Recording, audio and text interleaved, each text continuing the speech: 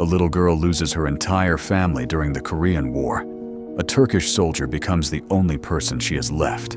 This little girl named Ayla lives a simple and happy life with her family. The thing she loves the most is the bicycle that her father made for her himself. But this happiness does not last for long. Suddenly, the village comes under a heavy attack and rockets start falling everywhere. Ayla's mother quickly takes her and tries to hide her while telling her, "Don't cry, so you can see us again." The entire village is turned into ruins. After the massacre ends, the only survivor left is the little girl, Ayla. After what happened to Ayla, the story takes us to Turkey, where we meet Suleiman and his brother Ali. On the way, they meet their third friend. While they are walking, Suleiman sees a picture of Marilyn Monroe displayed in a shop window, so he decides to buy it because he is a huge fan of her. At the same time, we see Nuran and her neighbor getting ready and dressing up. As soon as they see Suleiman and Ali standing in the street, they keep watching them from a distance. It becomes clear that Nuran likes Suleiman,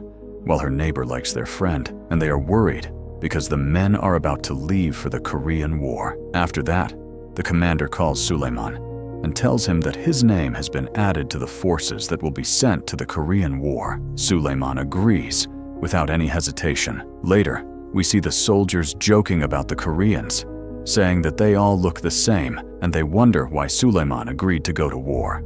That is when we learn that his brother Ali will also be traveling with him. Then we move to Nuran. She tells Suleiman that he is the most important person in her life and that she does not want him to leave her. But Suleiman reassures her and promises that he will come back. Before leaving, Suleiman sends a letter to his family, and his father asks Nimet to read it for him. In the letter, Suleiman writes that he is going to Korea and that he will keep sending letters to let them know that he is safe. Sadness appears on the faces of his father and Nimet. A few days later, we see them on the ship heading to Korea. There, the commander asks Suleiman to get rid of the ants that have filled his room, but instead of killing them, Suleiman leaves some sugar for them. When the commander asks him if he is a communist like the ants, Suleiman replies that he does not understand politics at all. During the journey, the soldiers begin training with weapons and learning how to shoot under the supervision of American soldiers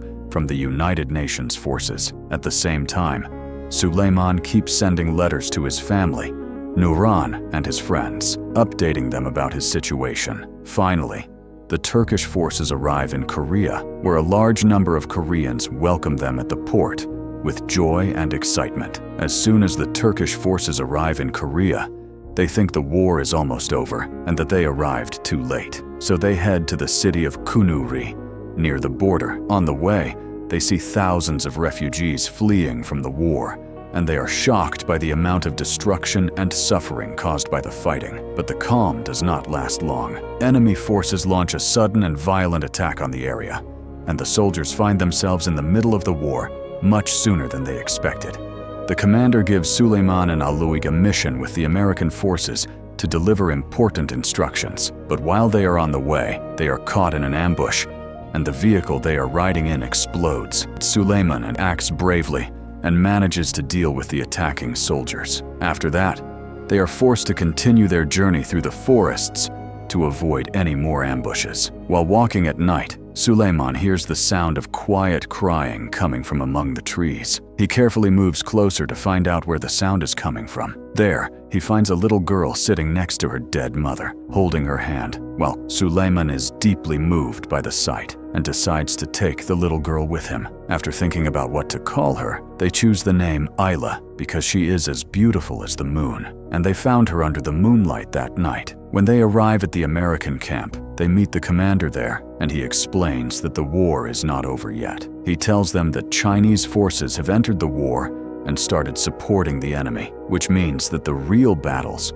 are only beginning. The soldiers bring milk for Ayla, cover her with blankets, and try to make her feel safe after everything she has been through. During the trip back, the commander asks Suleiman to repair one of the camp vehicles, but Ayla holds his hand and refuses to let him go, while Suleiman tries to explain to her that he will come back. When the commander sees how attached she is to Suleiman, He tells him that she cannot stay with him all the time, so one of the Korean soldiers takes care of her temporarily. But at the same time, they come under a surprise attack, and the soldier carrying Ayla is shot. Suleiman quickly hides her under a vehicle to protect her. Then he joins the defense of the position. During the fight, he is stabbed in the shoulder and loses consciousness. When he wakes up after receiving treatment, he finds Ayla sitting beside him. She never left his side during the entire time he was unconscious.